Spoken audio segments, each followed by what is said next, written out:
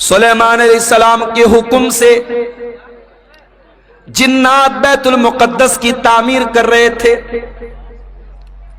بیت المقدس کی بلڈنگ بنا رہے تھے، اس کا اسٹرکچر کھڑا کر رہے تھے۔ سلیمان علیہ السلام ان کو ڈائریکشن دے رہے تھے، سمجھا رہے تھے، ان کو نردیش دے رہے تھے۔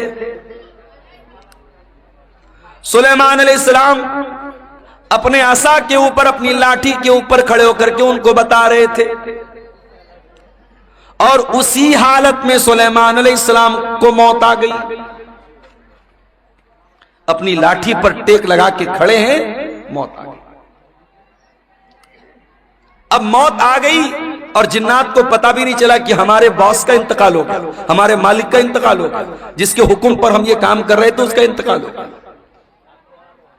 جنات اپنے کام میں لگے ہوئے ہیں، اور سلیمان علیہ السلام کی ڈیڈ باڈی ان کے انتقال کے بعد ان کا جو شریر ہے اسی لاٹھی کی کے سہارے کھڑا ہوا ہے۔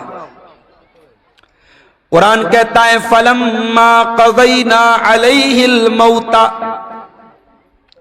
جب ہم نے سلیمان کی موت کا فیصلہ کر دیا، مَا دَلَّهُمْ عَلَى مَوْتِهِ إِلَّا دَابَّةُ الْأَرْضِ تَأْكُلُ مِنْ سَأَتَهُ، سلیمان کی لکڑی کو، سلیمان کی لاٹھی کو ایک کیڑے نے کھا لیا، اور جب لاٹھی ختم ہو گئی تو ان کی ڈیڈ باڈی زمین پر آ گئی، اور جب ڈیڈ باڈی زمین پر آ گئی تب جنات کو پتا لگا کہ ہم تو بہت بڑی غلط فہمی میں جی رہے تھے، ان کا تو آلریڈی انتقال ہو چکا ہے۔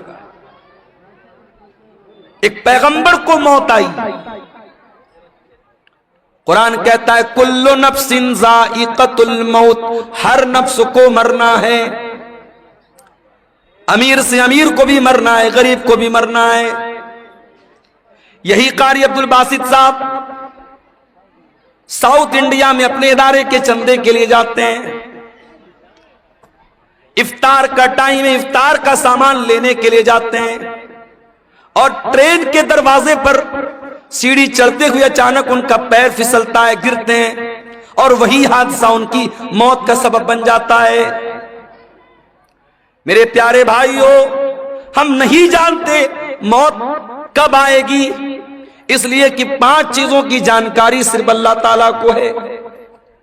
سورہ لقمان کی آخری آیت ہے، ان اللہ عندہ علم الساعہ، اللہ ہی کو پتا ہے کہ قیامت کب آئے گی، قیامت کا ایگزیکٹ علم صرف اللہ تعالیٰ کو معلوم ہے۔